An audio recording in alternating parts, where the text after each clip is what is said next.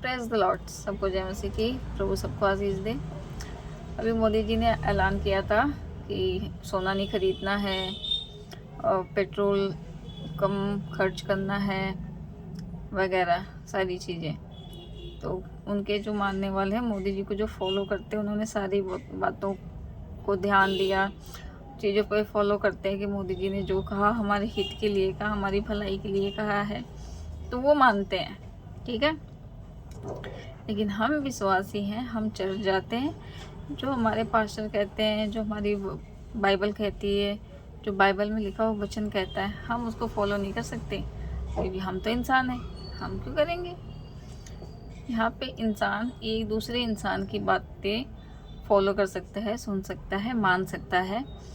एक देश के प्रधानमंत्री को, जो देश चलाता है, उसकी बातों को फॉलो करता है, ताकि हमारा प्रधानमंत्री कह रहा है तो अच्छा कह रहा होगा, हमारी भलाई के लिए होगा।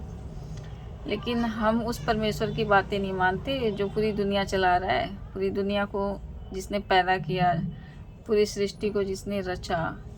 हम उस परमेश्वर की बातों को नहीं मानते। क्यों मानेंगे भाई? हम तो इंसान हैं, है ना। ऐसे बहुत से लोगों को देखा है, जब चर्च में रहेंगे, प्रार्थना खूब आराधना में एकदम मगन रहेंगे, प्रार्थना करेंगे, हाँ प्रभु मुझे सामर्थ से भर दे, जैसे ही प्रार्थना खत्म हुई बाहर आए, अरे तुम्हें नहीं पता उसके घर में वैसे हो गया, तुम्हें नहीं पता, अरे उसके घर में तो ये हो गया, ये बातें शुरू हो जाती है। बट जो प्रभु के सच्चे दास होते हैं, लोग जो प्रभु को सच में पूरे हृदय से मानते हैं, प्रभु के उन सारे वचनों को मानते हैं और वचनों के अनुसार चलते हैं, वो प्रार्थना ख़त्म होने के बाद ये आपस में बातें करते हैं कि आज प्रभु के वचन को मैंने ये सुना, प्रभु के वचन को मैंने समझा, प्रभु के वचन पे हमें इसको फॉलो करना चाहिए, इस पे चलना चाहिए। वो ये बातें करते हैं कि हमने प्रभु के वचन से आज आशीष पाई, हमारा पूरा घराना आशीष पाया। वो ये बातें करते हैं। बट जो फॉर्मेलिटी के लिए जाते हैं, जैसे प्रार्थना ख़त्म हुई, प्रभु के वचन में लिखा है कि जहाँ तेरा धन होगा वहीं तेरा मन भी होगा। तो हम प्रार्थना में जाते हैं ना, तो हमारे माइंड में रहता है कि मैंने ये चीज़ छोड़ दी, मैं ये चीज़ मैं करके नहीं आई, पता नहीं क्या हो रहा होगा, क्या नहीं हो रहा होगा। हम प्रार्थना में रहते हैं बट हमारा ध्यान घर पे रहता है, ध्यान घर पे छोड़ते हैं, ध्यान हम घर पे रखते हैं और फिर कहते हैं कि प्रभु हमारे जीवन में कार्य नहीं कर रहा, हमारा तो कुछ हो ही नहीं रहा, फलाना को देख लो कितना तरक्की कर रहा है, कितना आगे बढ़ रहा है, और हमारा तो कुछ नहीं हो रहा। प्रभु हमसे नाराज़ है, प्रभु हमारे लिए कुछ क्यों नहीं कर रहा? तो प्रभु हमारे लिए करेगा, क्यों नहीं करेगा? हम प्रार्थना में जाते हैं तो घर की चिंताओं को छोड़ें, बस प्रभु पे ध्यान लगाएं, प्रभु के वचनों को मनन करें, ताकि हम 60-70 नहीं 100 गुना फल लेकर प्रार्थना सभा से बाहर निकलें।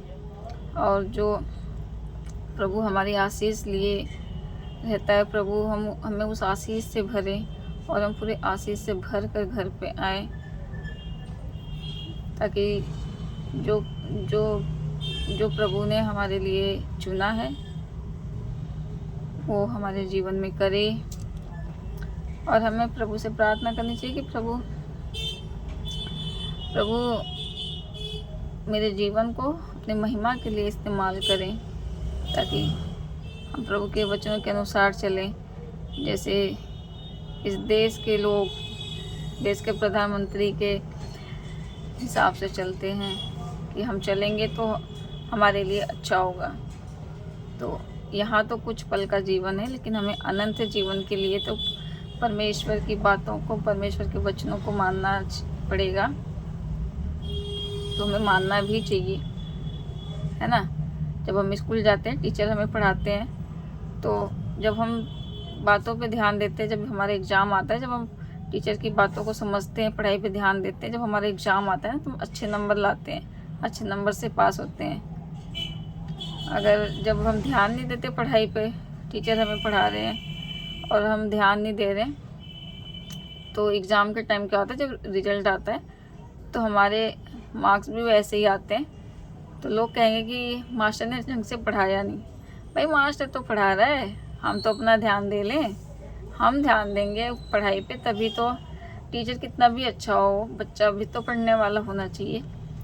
तो चर्च में हम जा रहे हैं, पास्टर कितना भी समझा रहे हैं अच्छी तरह से, लेकिन जब तक हम अपने हृदय को खोलेंगे नहीं, अपने हृदय में वचन को नहीं बिठाएंगे, तब तक हम आशीषित नहीं होंगे, हम फलवंत नहीं हो पाएंगे। तो हमें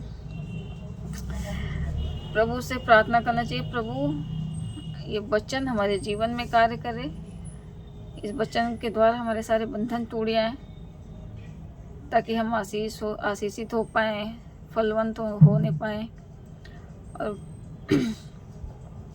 तब जाके हम अच्छे मार्क लाएंगे अपने जीवन में, जो प्रभु हमें देना चाहते हैं। हमें उस लायक बनना चाहिए।